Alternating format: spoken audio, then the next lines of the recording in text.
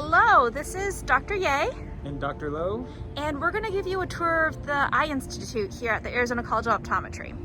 So we're outside the clinic right now, and we'll make our way in.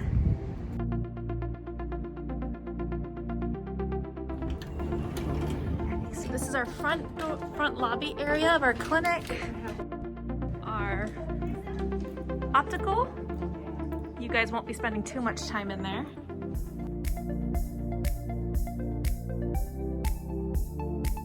All right, on our right here is our administrative suite. That's where our clinic deans are, our office manager, who are apparently not in their offices right now.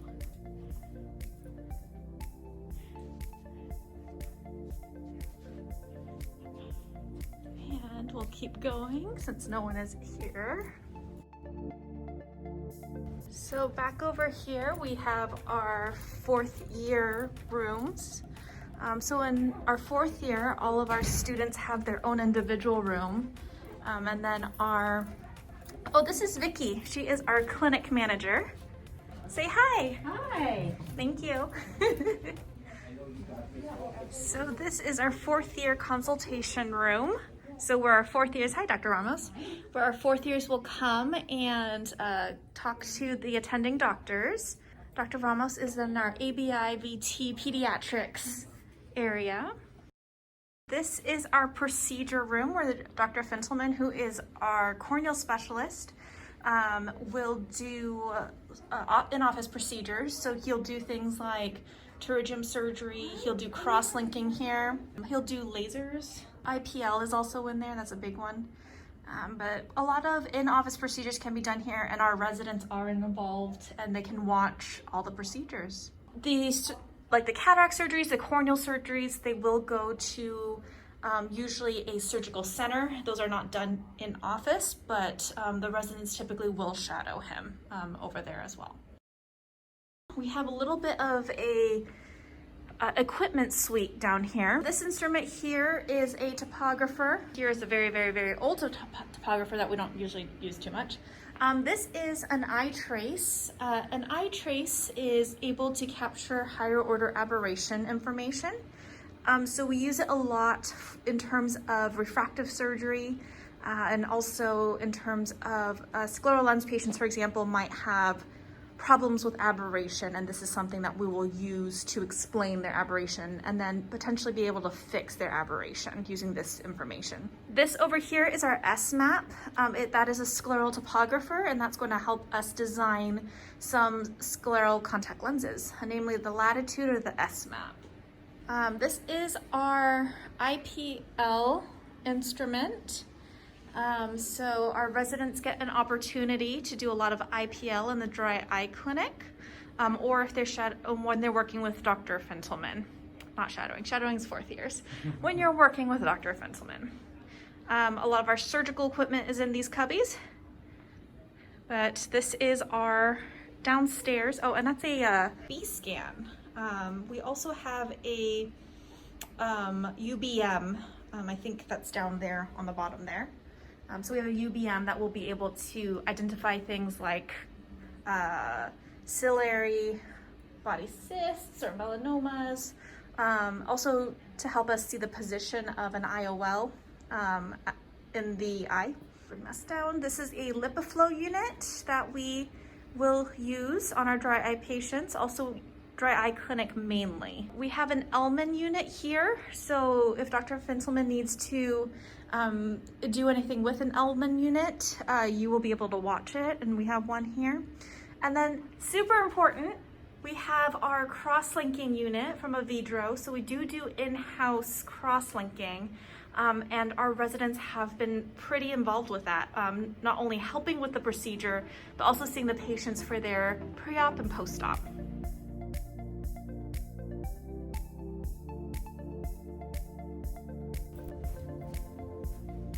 Okay, so here we are in our electrodiagnostic suite. So we have Dr. Osmellerly and Dr. Addy here that do a lot with electrodiagnostics. We get a lot of referrals for plaque Winnow evaluations and also unexplained vision loss from various retinal specialists in the valley. That we have a couple of that send a lot of their patients this way. So it's a fairly busy clinic. Our residents don't spend a lot of time in here, but there is some opportunity for involvement based on interest.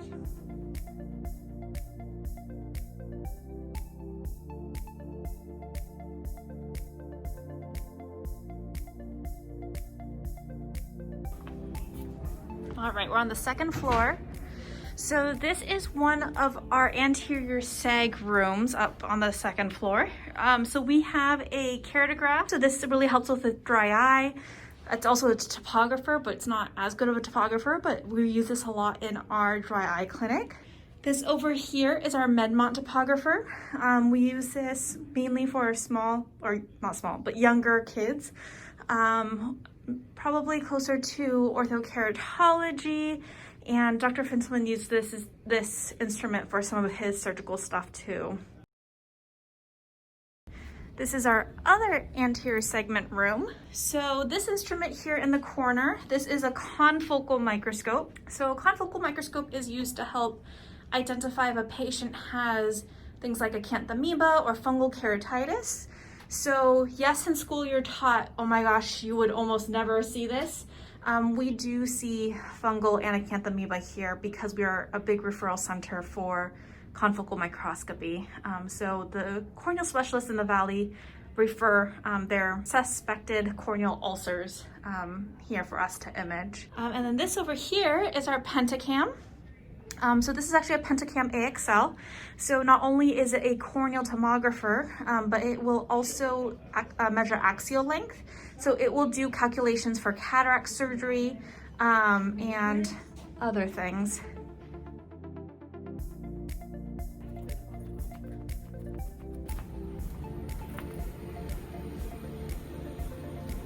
All right, so here we are in our post-seg room, posterior segment. So we can start looking at some of the equipment here. First we have the Optos Daytona. So with that we take a lot of posterior segment images with that. In our clinic we don't actually charge for it, but we get a lot of images and get to visualize that quite a bit. Off to the left we have an IOL Master that is used a lot again for cataract surgery, taking measurements with Dr. Fentleman's patients. This is our first of 3 OCTs. So this is the OptoView, the iView. And we use this a lot in our clinic for anterior segment imaging, anterior segment OCT, pachymetry, and so forth, but it also has posterior segment capabilities. If we move a little further to our left, we can see our fundus camera. So this is a more traditional fundus camera from Topcon, as opposed to the wide angle from Optos. So we use this for stereo photography and maybe more detailed fundus photography than the Optos provide. We'll go over just a little more to our second OCT. This is the Cirrus. Some of you guys are probably very familiar with. So we have a Cirrus OCT, and then lastly behind us we have the Spectralis OCT. So each provider kind of has their favorite that they use. It's really nice to have the variety and for different kinds of cases, or if a patient, for continuity and follow-up, sticking with the same one is oftentimes helpful as well, but sometimes nice to get a couple of different measurements. And then you may have noticed these side rooms. We have a couple of side rooms. I guess we can go straight ahead here.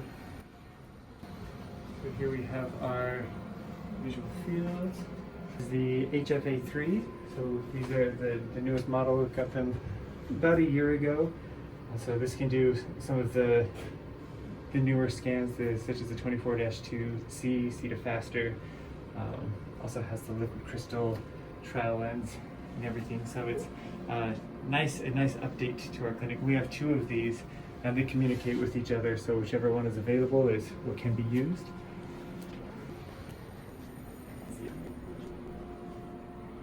And then this imaging suite is also where a lot of kind of accessory tests will be. So our bat, we have a few eye cares here. So this is kind of the place where we keep all of those things, and we can come check them out and use them as needed. Should we say hi to Mary? Yeah, let's say hi to Mary. Hi, Mary. Hi. So Mary is our ophthalmic tech here. So she helps us run all the equipment. all the equipment. She's very, very good.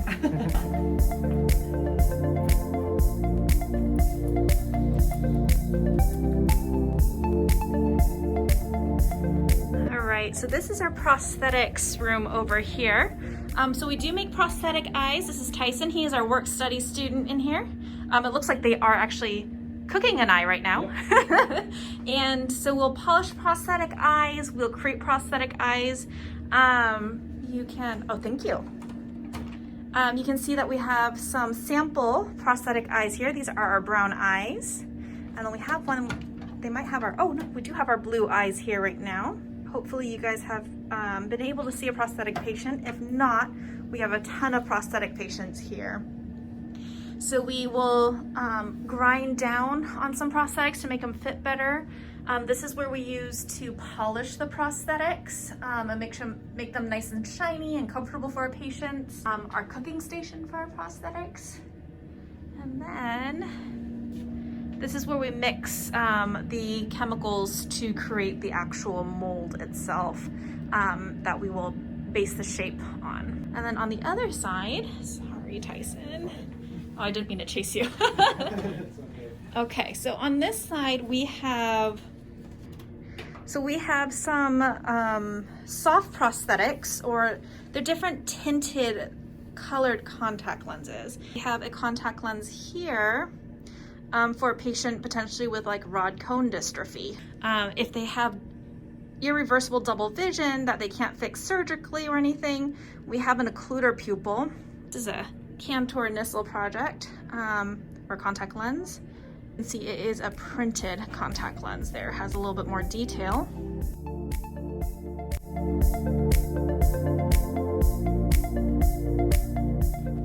All right.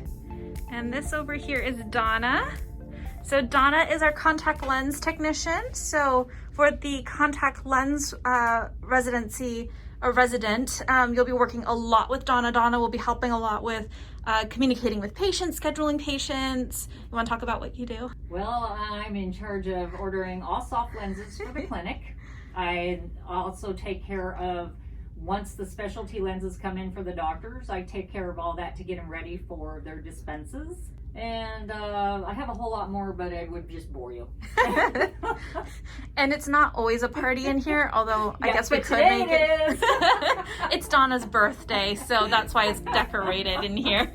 All right, thank you, Donna. You're welcome. Hello, Dr. Lowe, to the contact lens room over here. Okay, so this is our contact lens room. This is honestly our soft contact lens room. So as you guys know, there's a ton of soft lenses out on the market. We need a humongous room for it. So all of our specialty lenses got booted downstairs. We'll show you that in a little bit. It used to be organized a little bit better, but once all these dailies arrived with these humongous fitting sets, we didn't know where to put them anymore. So generally speaking, these over here are Bausch & Lomb. This becomes Cooper Vision products. See, this is Johnson & Johnson at the end and down on the bottom here. And then our Alcon lenses are down on the bottom over here, back close to where the Bausch & Lomb starts. And then the rest of all the Alcon lenses are over here as well. We also have our manual radius scope as well as our lensometer in order to verify any GP lenses that come through. And we have work study students who basically clean and disinfect all our lenses. We have an INR or ANR table over here for patients. So you can teach a patient something on this side, patient will sit on this side. And then the computer over here actually plays videos for application removal of soft contact lenses, corneal GP lenses, as well as scleral contact lenses.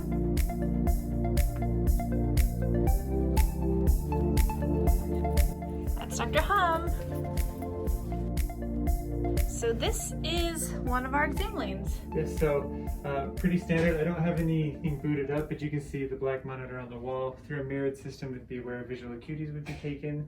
You can see our exam lane. We have a 2-monitor system here, which is nice to be able to have the EHR and then also any imaging that you may pull up to show the patient photos or OCTs or anything like that. We also have, you can see, manual phoropters. We do have automated phoropters in one area of the clinic. Most of our current clinicians prefer the manual, but that is an option if that's something you're interested in. You can also see a slit lamp, the Hogstripe BQ900, which is, I think we are spoiled with. The optics are exceptional with these, and this is the slit lamp that's in pretty much all the lanes in the clinic. And then here, actually, you can see maybe tucked away in the background is keratometer. We don't use them. We don't use it very often, but there's one in each corner of the clinic, essentially. So if you ever need one, you have it. All right. And then we'll go to the resident exam lane. Or office. Oh yes, office. All right, so resident office is in here. So traditionally, family practice has always been here. For primary care now. Oh yes, primary care now, name change. And the contact lens resident offices or desk is over here. But you can see what it looks like. You can decorate it however you want. And this is a nice space that the residents have to use for their admin time, prepare scholarly activity, presentations, and do research, and finish up any other things, contact lens orders and charting and that kind of thing. They're not too often in here at the same time because they're so busy with their own clinical schedules, but they do have enough proximity to form a great friendship.